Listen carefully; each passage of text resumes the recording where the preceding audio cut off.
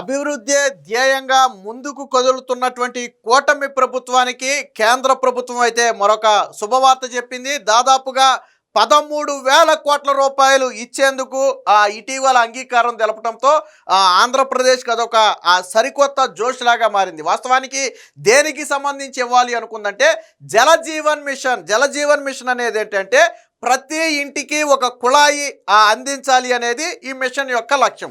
వాస్తవానికి 2019 కంటే ముందే, అంటే జగన్మోహన్ రెడ్డి రాకముందే 95 లక్షల ఇళ్లకు కుళాయిలు అందించాలి అనే ఒక లక్ష్యాన్ని పెట్టుకున్నారు. తరువాత జగన్మోహన్ రెడ్డి ముఖ్యమంత్రి అయిన తర్వాత దాదాపుగా 27,200 కోట్ల రూపాయలను ఈ జలజీవన్ మిషన్ కింద ఆంధ్రప్రదేశ్కు కేటాయించారు. ఒక రకంగా పెద్ద మొత్తంలోనే కేటాయించారని మనం చెప్పొచ్చు.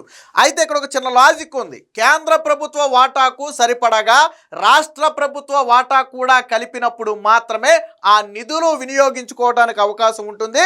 సెంట్రల్ గవర్నమెంట్ ఆ నిధులు అనేది విడుదల చేస్తుంది. అంటే రాష్ట్ర వాటా ఎప్పుడైతే పెడతామో అప్పుడు సెంట్రల్ వాటా విడుదలవుద్ది. రాష్ట్ర వాటా పెట్టకపోతే సెంట్రల్ వాటా విడుదలవ్వదు.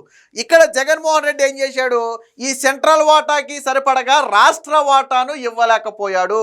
అంటే 27,000 కోట్ల రూపాయలు కేంద్రం ఇస్తుంటే ఏమన్నా ఒక 3-4 వేల కోట్ల రూపాయలు ఆ గవర్నమెంట్ నుంచి ఒక 5-6 వేల కోట్ల రూపాయలు సుమారుగా ఆంధ్రప్రదేశ్ పెట్టుకోవాలి. అప్పుడు మొత్తం నిధులతో కలిపి జలజీవన్ మిషన్ కింద పనులు చేయొచ్చు.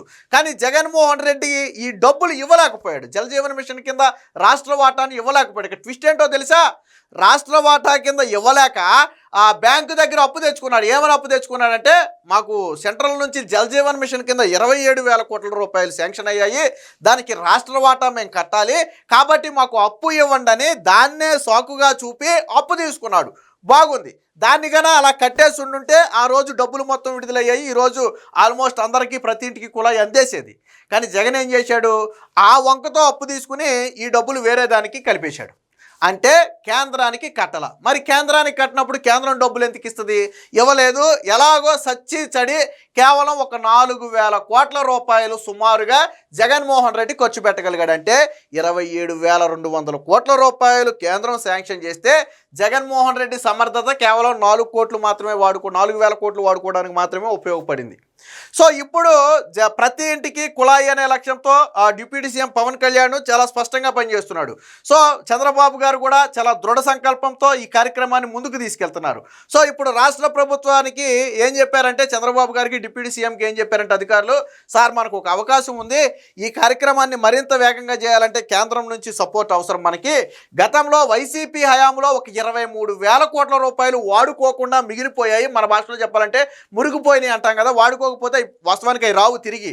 ఆ సర్టెన్ పీరియడ్ వరకే మాత్రమే అవకాశం ఉంటుంది. ఆ లోపు వాడుకుంటే వాడుకోవటం, లేదా తీసేయటం, వాటిని అవి మళ్ళీ రావు మనకి. సో గతంలో వాడుకోలేకుండా ఒక 23,000 కోట్ల రూపాయలు వదిలేశారండి జగన్మోహన్ రెడ్డి.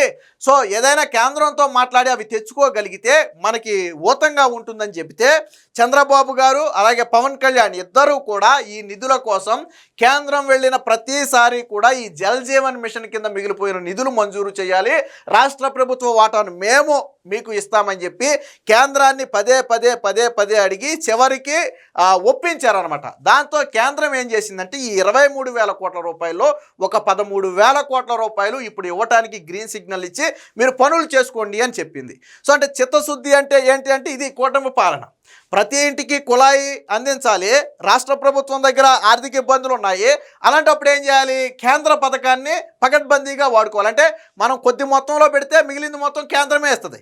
ఆ కొద్ది మొత్తాన్ని పెట్టి కేంద్రం నుంచి నిధులు తీసుకొచ్చారు. అది కూడా జగన్మోహన్ రెడ్డి వాడుకోకుండా వదిలేసినటువంటి నిధులను రిక్వెస్ట్ చేసి తీసుకొచ్చారు. వాస్తవానికి ఆ నిధులు రావు, ఆ టైం పీరియడ్ దాటిన తర్వాత మళ్ళీ ఇవ్వరవి. కానీ చంద్రబాబు గారు పవన్ కళ్యాణ్ ఇద్దరూ కూడా కలిసి ఒప్పించి ఈరోజు ఆ నిధులు తీసుకొచ్చారు.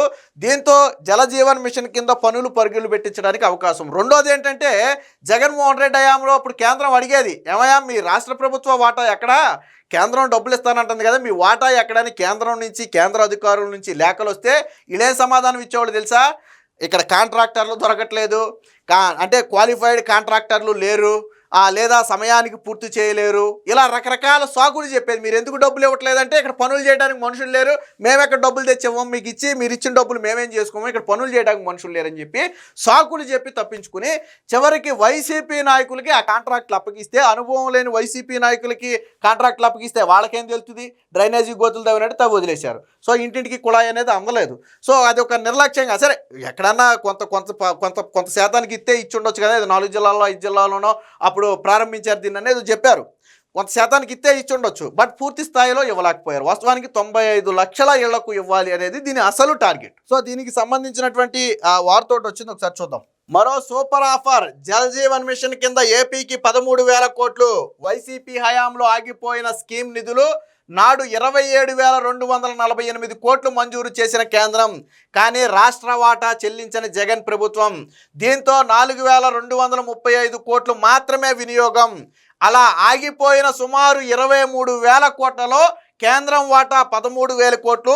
వాటి మంజూరుకు మోదీ సర్కారు ఆమోదం, మోదీ సర్కారు సమ్మతి. వచ్చే 3 ఏళ్లలో ప్రతి ఇంటికి కుళాయి లక్ష్యం.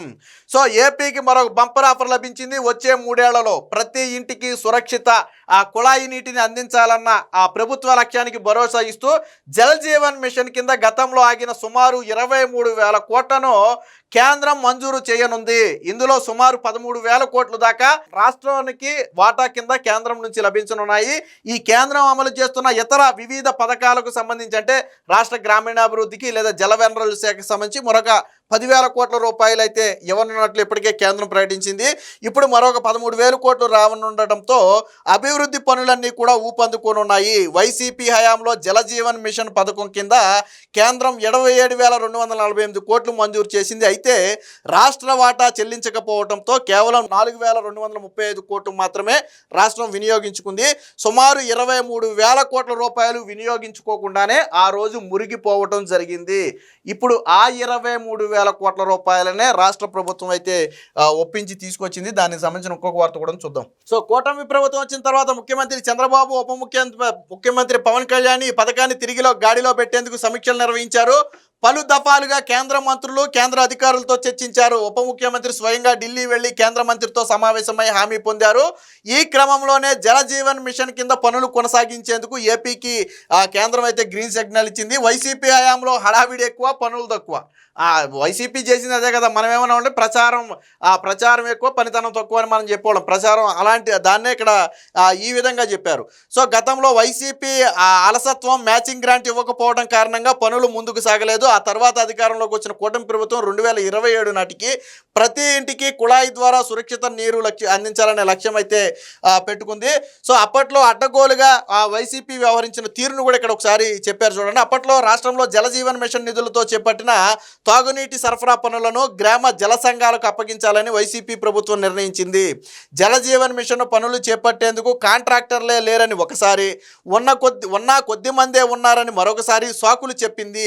అర్హత లేకపోవడం వల్ల, అర్హత ఉన్న కొంతమంది కూడా ఇతర పనుల్లో బిజీగా ఉండటం వల్ల టెండర్లలో పాల్గొనలేదని అప్పట్లో పంచాయతీరాజ్ శాఖకు నివేదిక ఇచ్చారు. అయితే జలజీవన్ పథకానికి సంబంధించి నాడు వైసీపీ చేసిన ప్రయోగాలన్నీ విఫలం కావడంతో పరిస్థితి మొదటికొచ్చింది. జల సంఘాల ముసుగులో ఎన్నికల సమయంలో గ్రామాల్లో వైసీపీ కార్యకర్తలకు కాంట్రాక్టు పనులు అప్పజెప్పారు. కాగా ఈ పథకం నుండి కేంద్రం ఇచ్చిన నిధులను సకాలంలో ఖర్చు చేయకపోవడం, రాష్ట్ర వాటా చెల్లించకపోవడం ప్రధాన కారణం. నాబార్డు వద్ద తీసుకున్న అప్పును కూడా వినియోగించలేదు. అదే చెప్పింది, ఈ జలజీవన్ మిషన్కి రాష్ట్ర ప్రభుత్వం వాటా చెల్లించాలని చెప్పి నాబార్డు దగ్గరికి వెళ్ళి అప్పు తెచ్చుకున్నారు. ఆ పోను తెచ్చుకున్న అప్పు, నాబార్డు దగ్గర తెచ్చిన అప్పు ఈ జలజీవన్ మిషన్ గ్రాంట్ కింద ఇచ్చారా అంటే ఇవ్వలేదు, ఇతర పనులకు వాడేశారు. దాంతో కేంద్రం ఏం చేసింది, మీరు డబ్బులు ఇవ్వకపోతే మేమెందుకు విడుదల చేస్తామని చెప్పి దాదాపుగా 23,000 కోట్ల రూపాయలు విడుదల చేయకుండా తొక్కిపెట్టింది.